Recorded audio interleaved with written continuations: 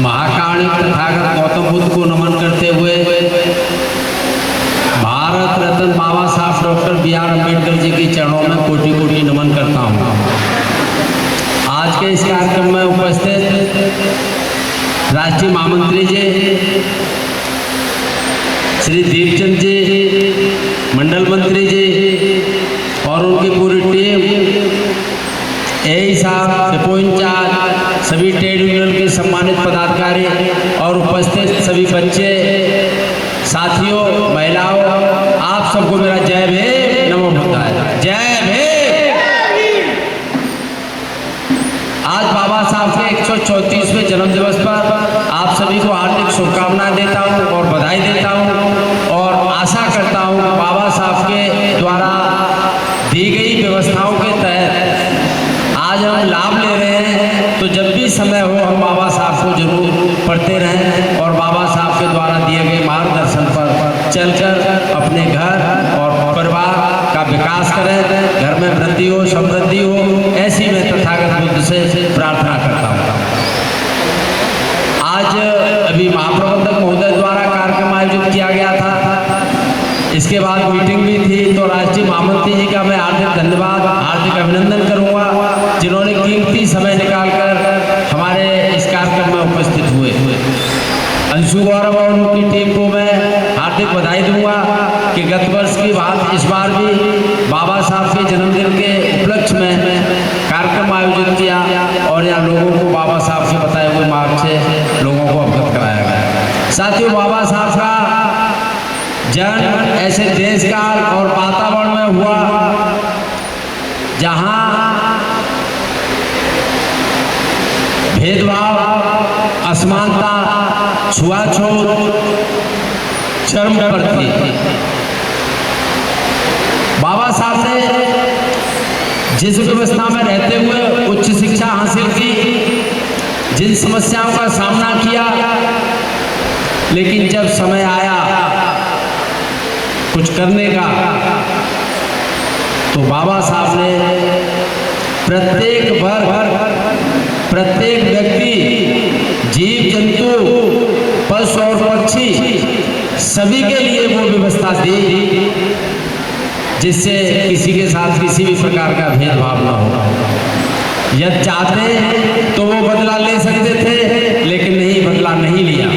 उन्होंने अपने हक और अधिकार की मांग करते हुए व्यवस्था की और उस प्रत्येक जरूरतमंद के लिए व्यवस्था की जिसकी आवश्यकता थी। साथियों, बाबा साहब ने उच्च शिक्षा हासिल कर उस समय न केवल भारत में, पूरे विश्व में सबसे पढ़े लिखे व्यक्ति होने का रिकॉर्ड कायम किया और आज हमारे जो देश के लिए जो उन्होंने संविधान बनाया, यूँ तो संविधान बहुत से देशों का उस समय का बना हुआ है, लेकिन वो सारे देशों का संविधान टूट चुका है, देश टूट चुके हैं, लेकिन आज जो हमारा देश मजबूती के साथ खड़ा हुआ है वो सिर्फ और सिर्फ बाबा साहब की देन है। मेरा सभी महिलाओं से अनुरोध है कि बाबा साहब की वजह से सिर्फ और सिर्फ आज आपको कुर्सी मिली हुई है। ऐसा मेरा चैलेंज है कि कोई भी महिला अगर कहीं भी किसी तरह की ऐसी किताब दिखा दे या पहले ऐसी कोई व्यवस्था दिखा दे जो बाबा साहब से पहले महिलाओं को सम्मान मिला होगा।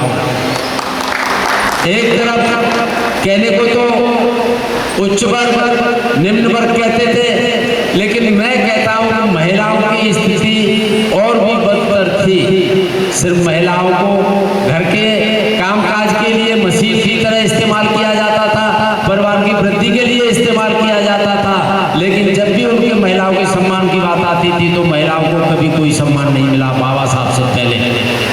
आज जितने भी अधिकारी हैं, कर्मचारी हैं, खुले सिर से जो घूम रहे हैं, ये सिर्फ और सिर्फ बाबा साहब की देन है। तो मैं यही है, लेकिन ये हमारे देश का ये दुर्भाग्य है कि बाबा साहब को एक SC/ST से जोड़कर रख दिया गया है, जबकि ऐसा नहीं है। उन्होंने प्रत्येक आदमी के लिए किया है। अगर आज एक ट्रेड यूनियन है तो ट्रेड यूनियन सिर्फ और सिर्फ ये बाबा साहब की देन है। अदरवाइज बाबा साहब से पहले कोई भी ट्रेड यूनियन नहीं थी, किसी को भी हड़ताल करने का अधिकार नहीं था, किसी को भी अपनी बात रखने का अधिकार नहीं था। 12-12, 14-14 घंटे काम किया जाता था, काम कराया जाता था और मजबूरी में हमारा समाज था वो 12-12, 14-14 घंटे काम करता था। अगर आज हम सिर्फ आते हैं, 8 घंटे काम करने के बाद चले जाते हैं। अगर 8 घंटे के बाद भी यदि हम कोई काम करते हैं तो निश्चित तौर पर प्रशासन या तो उसके बदले में हमें ओवर टाइम देता है, ओवर टाइम नहीं देता है तो अगले कभी अभी हमें जरूरत पड़ती है तो उसको एडजस्ट करता है। ये सिर्फ और सिर्फ बाबा साहब से देना।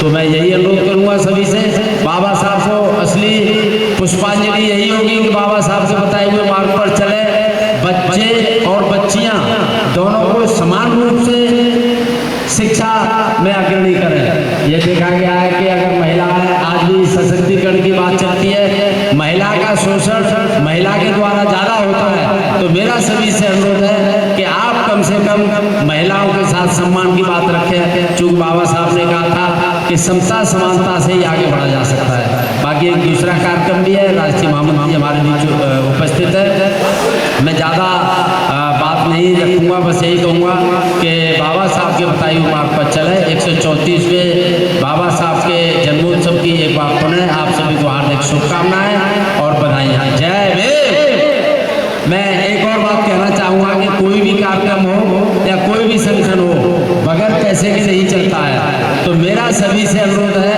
कि मेंबरशिप के लिए अपने आप आएँ, क्योंकि आपके हक और अधिकार के लिए केवल और केवल एसोसिएशन काम कर रही है। ट्रेड यूनियन हाँ समय आने पर सहयोग उनका भी मिलता है, लेकिन all India SC/ST railway employees association जो SC और ST के सभी कर्मचारियों के लिए हर समय तत्पर रहती है और सहयोग करती है। तो मेंबरशिप समय से जमा कराएं और संगठन को मजबूती प्रदान करें। जय भीम। एक नारा देंगे, आवाज